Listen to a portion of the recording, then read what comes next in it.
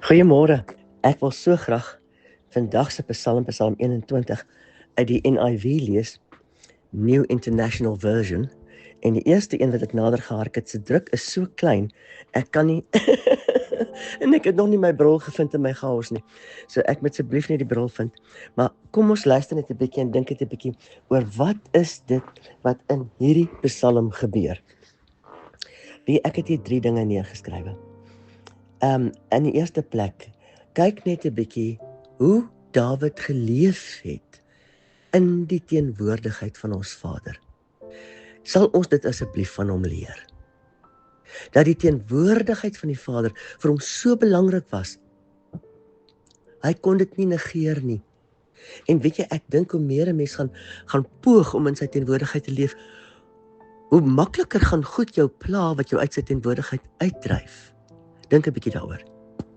In die tweede plek, in erkenning aan wie Vader is en wat hy vir hom doen. Dit is hoe Dawid geleef het.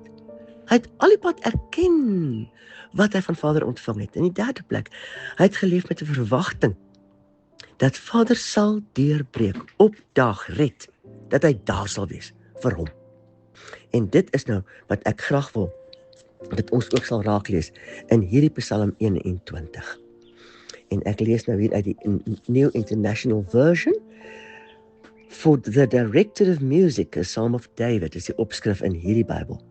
O Lord, the king rejoices in your strength. How great is his joy in the victories you give. Dit is mos nou waar van koning Dawid.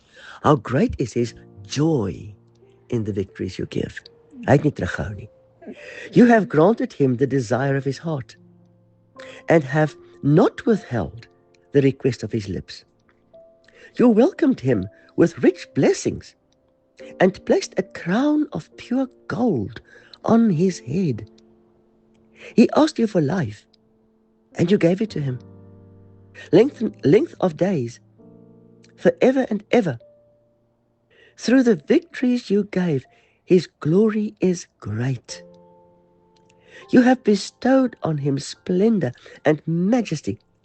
Surely, you have granted him eternal blessings and made him glad with the joy of your presence. Is dit nie mooi nie? You made him glad with the joy of your presence. Vers 7. For the king trusts in the Lord. Through the unfailing love of the Most High, he will not be shaken. Your hand will lay hold on all your enemies. Your right hand will seize your foes. At the time of your appearing, you will make him like a fiery furnace. In his wrath, the Lord will swallow them up, and his fire will consume them.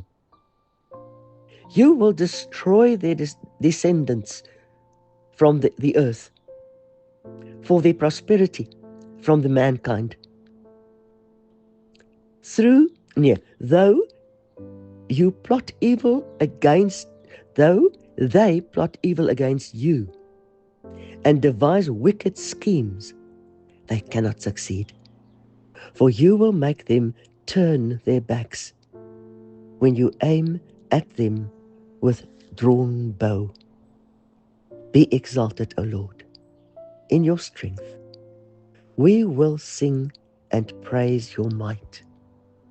Dankie Hemelse Vader, dat ons ook in hierdie oggend, wat so mooi breek hier in Pretoria, dat ons ook hier kan weet, alles wat ons in hierdie Psalm lees, het koning Dawid oor u geskryf, omdat hy u waaragtig geken het.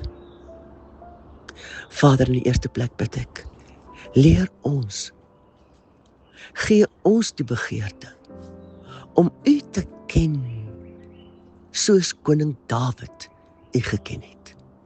Asseblief, Vader. En leer ons, om met die eerlikheid voor u te leef, soos koning Dawid, in absolute eerlikheid voor u geleef het. Dankie Vader, ons weet daar's niks, net mooi niks, wat ons vir U kan wegsteek nie, want U weet ons. Help ons om liewer elke keer met ons eie sak patats net voor U te kom en te sê, Here God, ek het U nodig. Dankie dat U altyd daar wil wees vir ons. En dankie dat U ons wil leer om ons gesindheid daarvolgens te rig.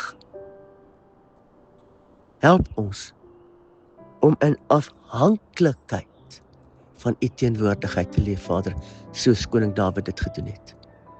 En dan in erkenning teenoor dit wat U vir ons gee. Mag dit boustene word wat ons werklik ons verhouding met U net sterker en sterker maak. Dit vra ek in die naam van Yeshua. Dankie, Vader. Halleluja. Amen.